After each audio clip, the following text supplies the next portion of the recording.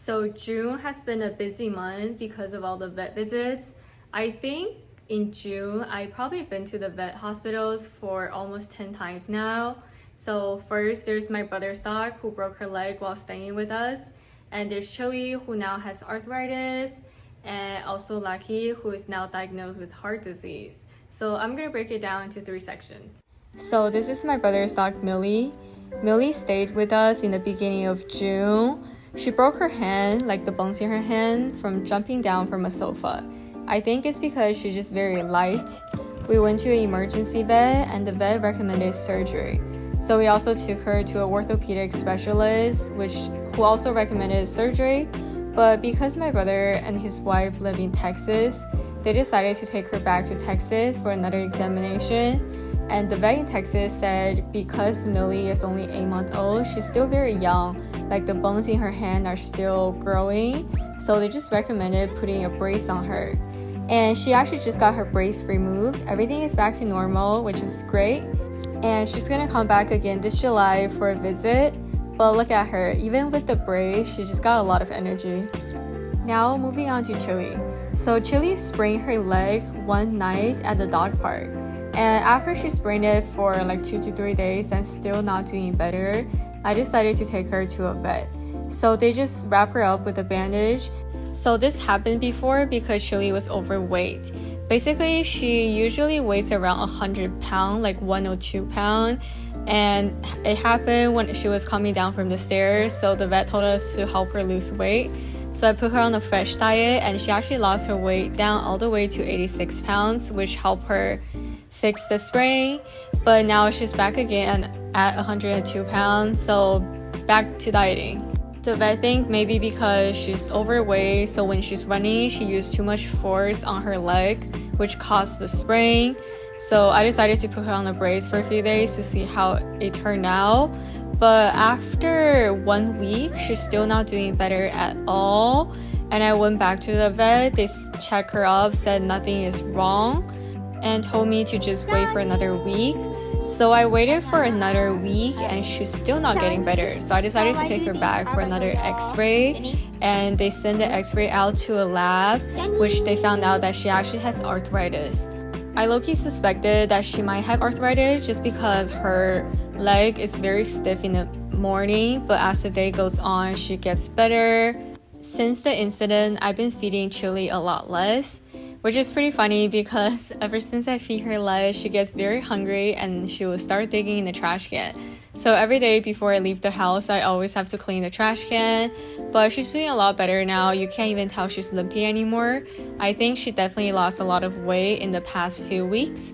And right now I also switched her back to fresh diet, which is hopefully to help her lose more weight. And we'll just keep up the good work. Now on to Lucky. So I actually took Lucky to the vet because she got stung on her eye.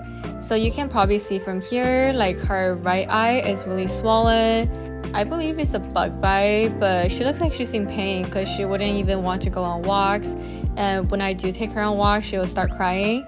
I was gonna take her in for emergency vet, but the line was just too long, so I decided to take her in the first thing next morning. And because I took her in for this visit, the vet actually found out she has a heart murmur and recommended me to go to a cardiologist specialist. So we went to a specialized vet and did an echocardiogram on Lucky. Basically, she has Mitral Valve Disease, like MVD. It just means that her valve is not pumping blood properly, and when they do, it's actually leaking into her lung. She's currently on stage B1, which doesn't require any medication. But once she progresses into stage B2, she's gonna start her medication. And stage C and D are just bad.